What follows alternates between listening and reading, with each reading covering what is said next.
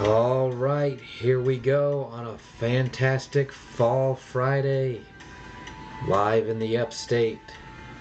This is First and Tim, wherever you may be, however you may be listening. First and Tim YouTube channel or Spotify. I got my Blazin 5 for this weekend. Eagles be a top contender for the Super Bowl. And then there's a little dilemma in Dallas. So we got a lot of good stuff to get to. So let me start with this. So former Eagle, Donovan McNabb. Eagles are playing really well right now. But you can't be fooled in this league. This happens all the time. You see it in college football. You're in a weaker conference or you have a weaker schedule. And I said that this year with the Packers. They played the Bears. Tampa Bay didn't have its receivers. And last week New England had to use their third string quarterback. Both Tampa Bay and New England would have beat Green Bay if they were healthy. And so they weren't. And those wins count. But McNabb says the Eagles look like the best team in the league, but he doesn't buy them as a Super Bowl team. I think that this team, just from what we're seeing right now, they're about a year or two away. And I say that because I think they have to continue to play together. The core of players on this particular team are kind of toward the end. Fletcher Cox, the Kelce's. We were young. We had already been to NFC championships, and we were just one piece away from being in 3 NFC championships. This team here is just trying to find a way to get a playoff win. I like what they're doing. They're going to continue to grow. Pieces that no one expected to step up are really stepping up. So I'm excited of the run. I'm just going to enjoy the moment and continue to watch this growth.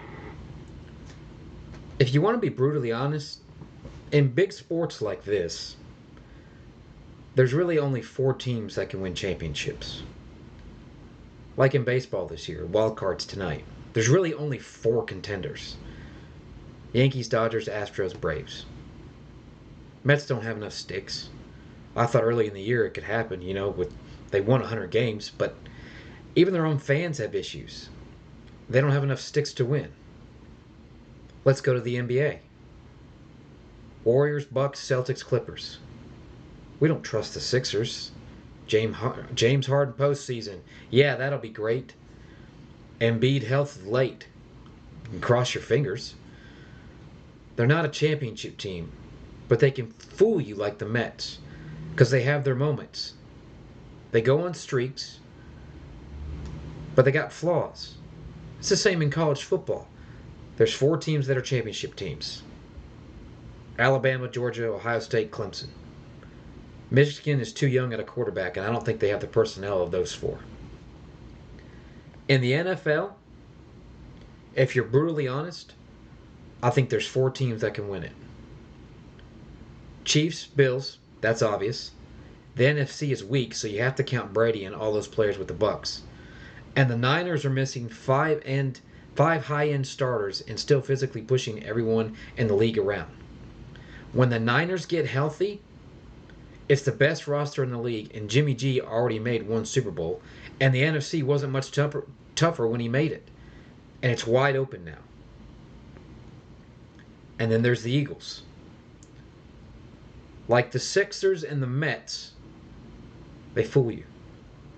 Mets don't have the hitters. I don't trust the chemistry of Embiid and Harden to help for the Sixers. Let's be honest about Philly. Buffalo missing 5 to 6 starters, high-end starters, Pro Bowlers. San Francisco is similar, missing their best safety, corner, 2 defensive linemen, a Hall of Famer left tackle, a star running back. Eagles are healthy. They've gotten a few breaks due to weather. It's a run team, and they've played in a couple soggy games. Last year they got into the playoffs, and they kind of fooled us, right? 9-8, and they got us in the playoffs. What were they against playoff teams? Anyone? 0-6.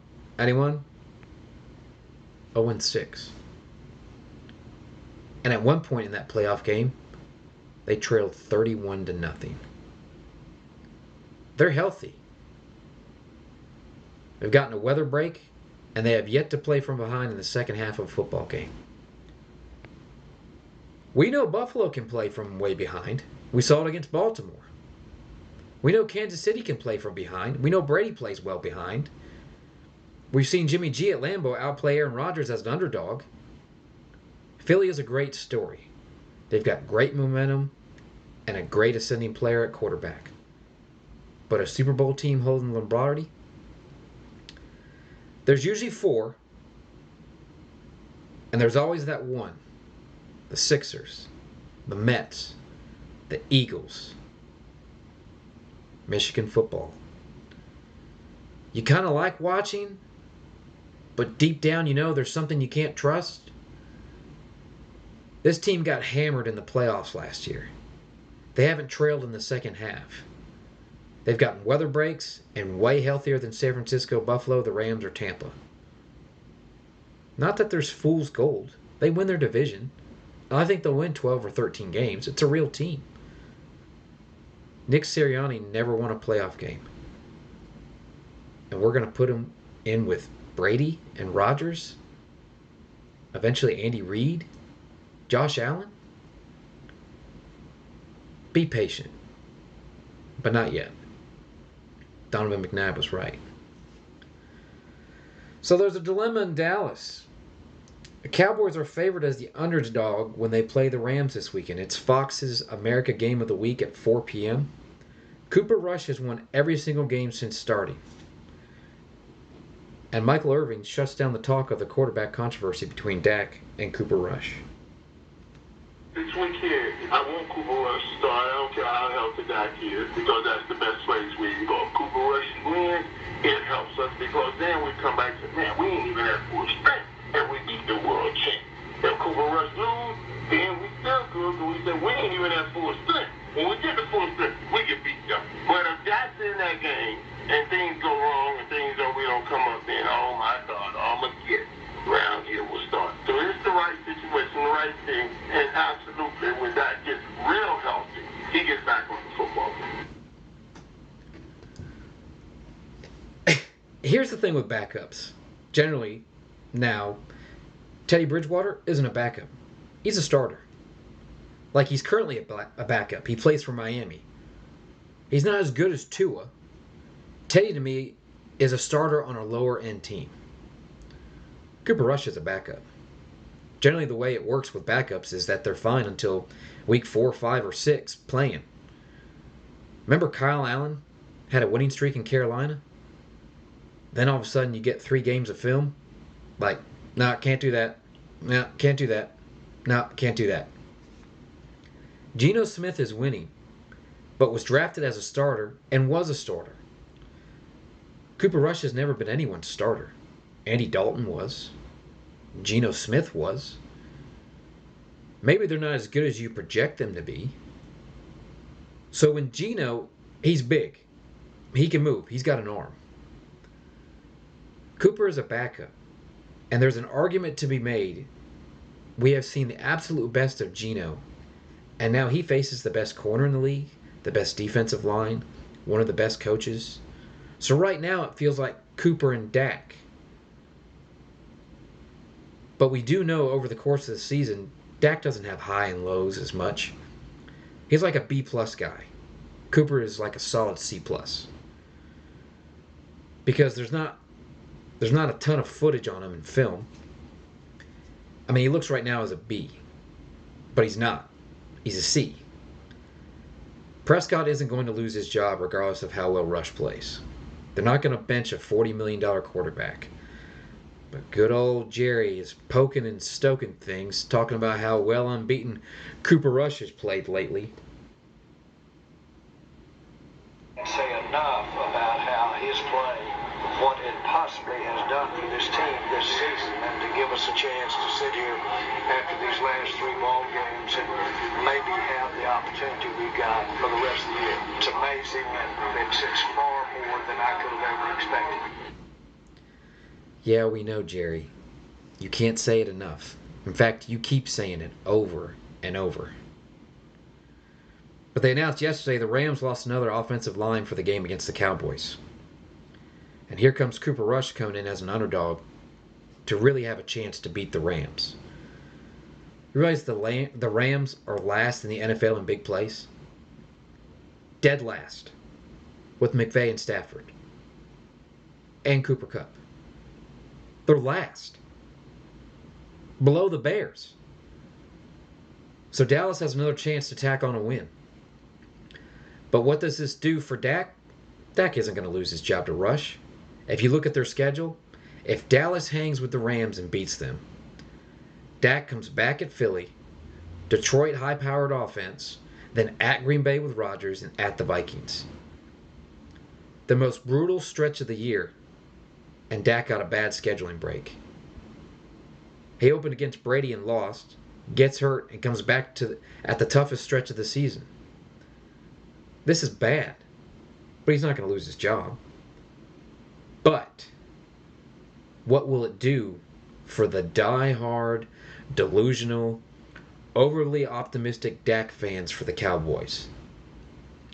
It will prove that Dak has largely been a product of his own environment. And nothing against him, but there's not a gigantic gap between Rush and Dak. There's a gap, but the gap between Lamar and Burrow, Herbert and Brady, Mahomes, and Josh Allen and their backup is the kind of gap where you have to eliminate 25% of the plays in the playbook. Those backups can't just do what they can't do what they can do. You can do everything Dak does with Cooper Rush. 95% of the playbook is in. But you fans have this delusion that Dak carries the Cowboys. When your backup is unbeaten, and I think you have a shot to beat the Rams, you are an official product of your own environment. Either one won't carry you to a Super Bowl. Go ahead and write it off on your ticket as eliminated. All right, so some Carolina news. So Baker has not given the boost the Panthers have hoped for. In fact, he actually takes blame for the offensive struggles with the 1-3 start. I've said before, I pride myself on being a guy that elevates the guys around him and being able to lead at an extremely high level. And obviously that has not happened yet. So I'm working really hard on that. And, starts with me just doing my job the very best I can and then going from there. So, I'll take a lot of blame for that, and then I consistently will. I think you mentioned it. I've been here before. I'm pretty comfortable in this position. So I have experience being able to bounce back, being able to handle things the right way, and to lead. So for me, they play against the Niners on Sunday. I think I like him better when he's subtle, nuisance, but not humble. I just think going to a microphone in the NFL when you're a struggling quarterback in Cleveland and Carolina and showing off, it's just a turnoff for me. Brady wins, he's humble. Eli won, he was humble. Unless you're posting big W's, you want to fall on the sword a lot in this league if you're the franchise quarterback. So surprisingly for some of you guys, I haven't mentioned much about Tom Brady since, that's my quarterback. And Tom's going against time. And I think Tom Brady was pretty honest yesterday when they asked him about the parity in the NFL. And he could have given a very political answer. He could have even been nice guy Tom, But when asked about the parity in the league, Tom went here. I think there's a lot of bad football from what I watch. I watch a lot of bad football, a lot of poor quality of football. That's what I see. I mean, let's be honest. There's only one way to win in the NFL right now, and that's you got to score. 10 to 12 years ago, Seattle was running more than throwing, and they won and got back-to-back Super Bowls. But if you look at the standings today in the NFL, the bad teams, the 1-3 teams, and the 1-14 teams have only one thing in common. They're bad at quarterback. The quarterback play is not efficient. It's either the coach or the quarterback play is not good. There's about 6 or 7 great quarterbacks in this league. You know who they are. Then there's about 7 or 8 competent guys. Your Dak, Kirk Cousins, Garoppolo's, very competent. After that, it's pretty slim pickings. And in the NBA, you have to be able to hit three-pointers or you aren't a title team. In baseball, 6 of the 7 top teams hit with power. Strikeouts don't matter anymore. You have to hit for power. In the NFL, you got to be a B or a B plus at quarterback. And there aren't a lot of teams that aren't. And Tom Brady has seen it. And I believe this is at the heart of all the Giselle Brady stuff, according to the reports. He wants to play, she wants out.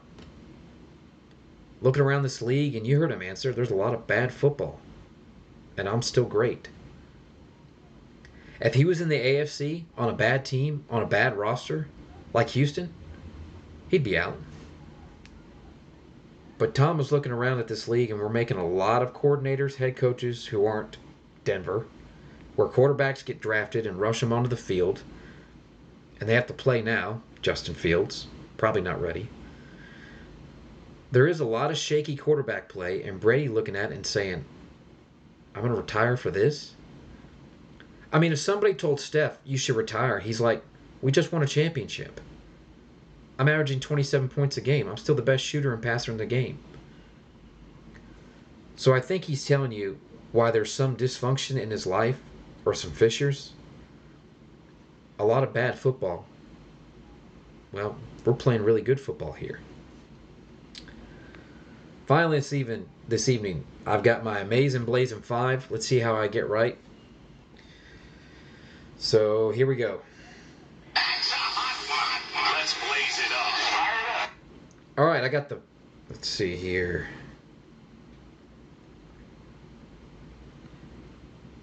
Lions and Patriots. I got the Patriots at negative 3.5. I think they'll win in the cover. Bailey Zappi, the first game, 10 for 15 with a passer rating of 107 on the road. Now, they bring it home against a Detroit team. That not only the worst defense in the NFL, it's the worst defense by a mile. They've allowed 19 touchdowns this year. The next closest is 13th. Goff has never won a road game with the Lions. He's also missing their top running back and star receiver. They are the worst defensive team in the league by a mile in the last 3 years. Patriots control the clock, run the ball, cover the spread. New England wins 28-24. Chargers and Browns. I'm taking Cleveland at home plus 2.5 to win outright. Listen, Browns are at the top 10 in rushing, scoring defense, and total offense this year, and they're not giving up the ball. The number 2 rushing team in the league, they've been fine offensively, and the Chargers are the worst rushing offense in the league and one of the worst rushing defenses. They still missed their left tackle for the year. Keenan Allen, they're not healthy. Cleveland is going to control the clock. Jacoby Brissett, by the way, at home, marginal QBs at home are different. Goff is great at home. Brissett at home is 71% complete of his throws. Cleveland wins the game outright, controls the game, controls the clock. Cleveland wins 28-23. Steelers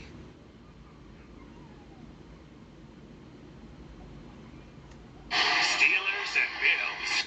I got the Steelers with plus 14 as the side, but Buffalo wins. But Mike Tomlin is one of the great underdog coaches. They still have 10 sacks and 8 takeaways this season. Steelers offense under Trubisky was a pop gun offense, a water pistol if you may. But Pickett, 5 drives, 2 touchdowns. The Bills are the story though. Back-to-back tough physical road games at Miami, at Ravens. They're still banged up. They've given the ball away 7 times this year. And for the record, they aren't healthy in the secondary. They're not healthy up front. Back-to-back road physical games, 14 points to a Mike Tomlin team, way too much. Steelers cover, but Bills win 28-17.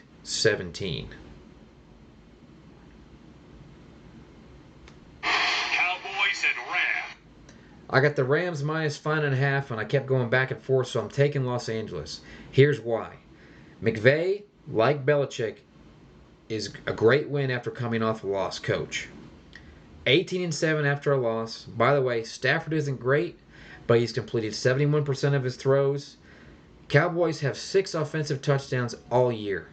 That's it. They're not scoring. Their offense this year in all categories, 27th, 26th, 30th, and last in everything that matters. And you can run on this Cowboys team. The Rams lost. They were embarrassed.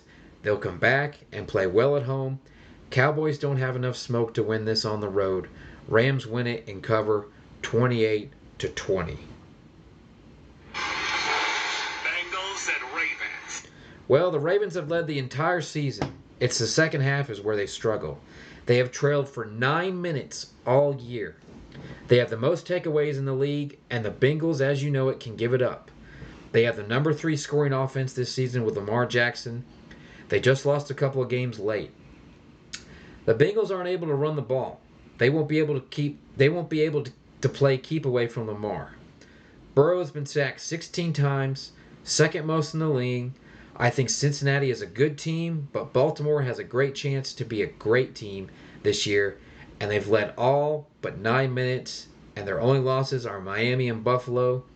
Those are pretty good teams. I think the Ravens win primetime Sunday Night Football.